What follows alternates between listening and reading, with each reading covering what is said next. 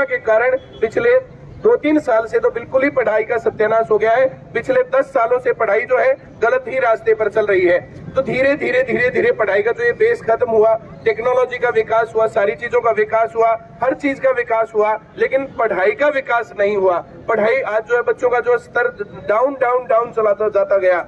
अलग अलग जो है जहां पर भी डिबेट्स होती है, कहीं पर भी जो है बात रखने की होती है, तो वहां पर कहा जाता है कि पहले थोड़ा सा पढ़ते थे बच्चे नौकरी लग जाते थे, थोड़ी सी पढ़ाई करने वाले लोग जीवन में कामयाब हो जाते थे क्योंकि पढ़ाई का स्तर बहुत बढ़िया था। आज कितना ही पढ़ते रहे, कई कई साल लगा लेते हैं, एमए की डिग्रियां करके, एमफिल की डिग्रियां लेकर के लोग ऐसे ही घूम रहे हैं और रोजगार का संकट सबके सामने है। तो इस पढ़ाई की क्वालिटी के ऊपर हम लोगों को सवाल उठाना है और अपने रोजगार के तरीके के ऊपर सवाल उठाना है।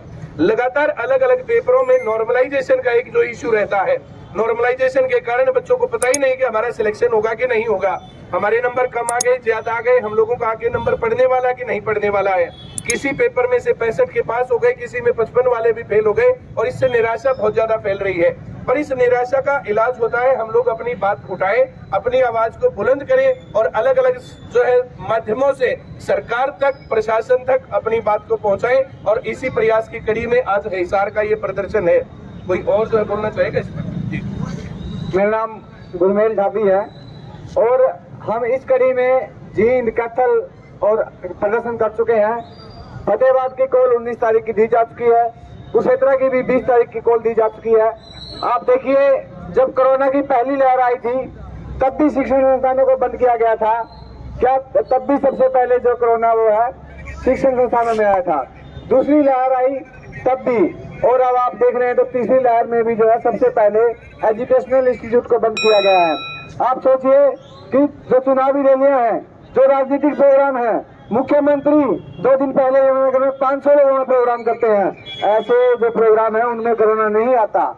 ये बड़ी ही शर्म की बात है कि शिक्षा को इतना मतलब के कमजोर किया जा रहा है, शिक्षण संस्थानों को खत्म करने का काम किया जा रहा है। अभी ये कोई तीसरी लहर, कोई अंतिम लहर नहीं है, ये तीसरी लहर जो है 10 लहर और आएंगी और सबसे पहले जो है शिक्षण संस्थानों को बंद किया जाएगा।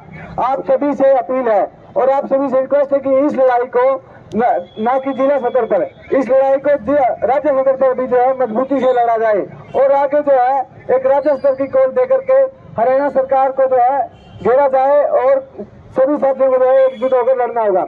अभी जो हम नारा लगाएंगे, शिक्षा हमारा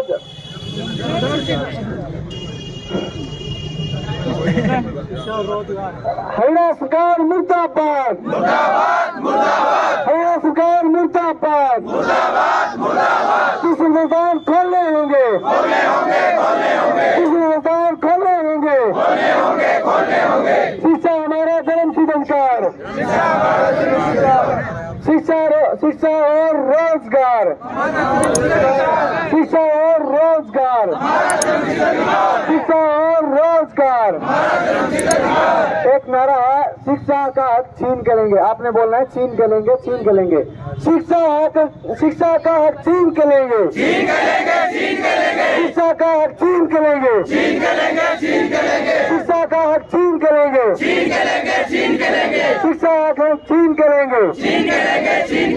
कोई और साथी बोलना चाहता है तो जरूर बोले। शिक्षा ऑनलाइन नहीं चलेगी, नहीं चलेगी, नहीं चलेगी, शिक्षा ऑनलाइन नहीं चलेगी, नहीं चलेगी, नहीं चलेगी। बंद करो, बंद करो, कोई बात नहीं, हमले करना बंद करो, बंद करो, बंद करो।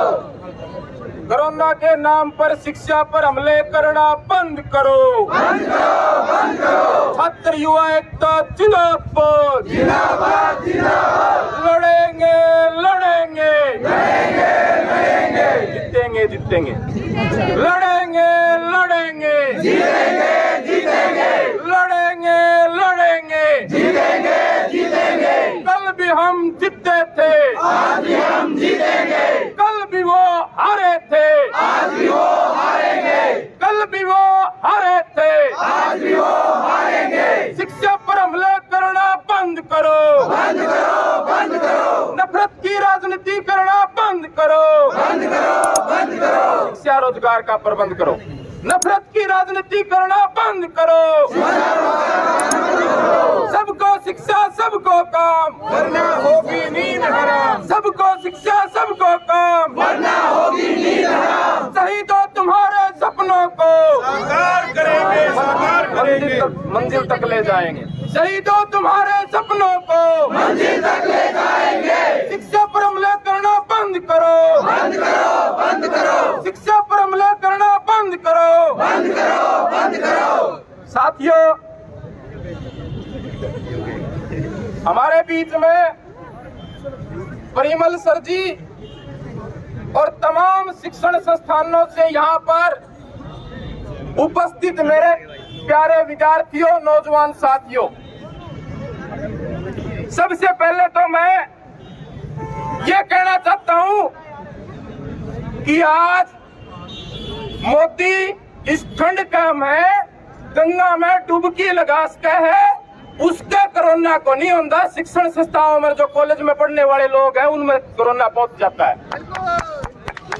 आज आप देखोगे कि आपका टोहाना से विधायक देवेंद्र बबली जो ताजा मंत्री बना है, उसने अपने रोड शो में 5000 लोगों से वो एक दिन में मिलता है।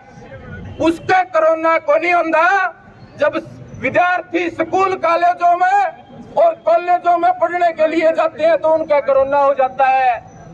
अभी आप पीछे देखोगे कि जब मोदी प्रधानमंत्री बनने से पहले एक पत्रकार ने मोदी साहब से यह पूछ लिया कि आप कितने पढ़े लिखे हो। बोला जी मैं तो 4-5 पढ़ा लिखा हूँ, फिर घर से निकल लिया था झोला उठाया। मांग उनसे कर रहे हैं स्कूल कॉलेज खुलवाने की। चलो मान लिया, तो बोला चाय बेचने वाला प्रधानमंत्री, पी तो किसी ने को नहीं बताई, किसी ने कौन पी ना। लेकिन आज वो चाय बेचने वाला प्रधानमंत्री जब 3 काले कानून लागू किए सरकार ने, तो हमारे जो किसान और मजदूर जो पेरेंट्स हैं जो अपना पेट काट के नामे स्कूल कॉलेजों में कोचिंग सेंटरों में बेचते हैं, आज उस खेती बचाने के सवाल को लेकर 714 किसानों ने अपनी शहादतें दे के न वो 3 काले कानून वापिस करवाए थे। इसलिए खेती के ऊपर भी हमला कर रहे हैं। और जो मजदूर किसान अपने बालकों को स्कूल कॉलेजों में पढ़ने के लिए भेजे हैं कि हमारे बालक डॉक्टर बनने चाहिए, इंजीनियर बनने चाहिए, प्रोफेसर बनने चाहिए, आज उस शिक्षा के ऊपर हमला है। करना क्या चाहिए था कि जब स्कूल कॉलेजों में हम पढ़ने खातर जाया करते तो बड़े डिमांड चार्टर बनाया करते क्या समस्याओं का कि हॉस्टल खुलना चाहिए, फीस माफ होनी चाहिए, सीटें और बढ़नी चाहिए, जो डिमांड चार्टर बनाया करते। इनने क्या कराया, उस स्कूल का ताला ही लगा दिया। तो इस प्रकार से शिक्षा के ऊपर हमला है। दूसरी तरफ रोजगार के ऊपर भी हमला है। ये बड़े बड़े कोचिंग सेंटर जो खुले हैं, मतलब पिछले 7 साल में 85 बार पेपर लीक हो गए, भर्ती कैंसिल हो गई। आज हरियाणा के अंदर 6 लाख रोजगार की जरूरत है। 1980 में हरियाणा की जनसंख्या 1.5 करोड़ थी और कर्मचारी कितने थे उस 1.5 करोड़ जनसंख्या पे? 5 लाख कर्मचारी थे। लेकिन आज वह जनसंख्या 1.5 करोड़ से 3 करोड़ होगी और कर्मचारी कितने रह गए?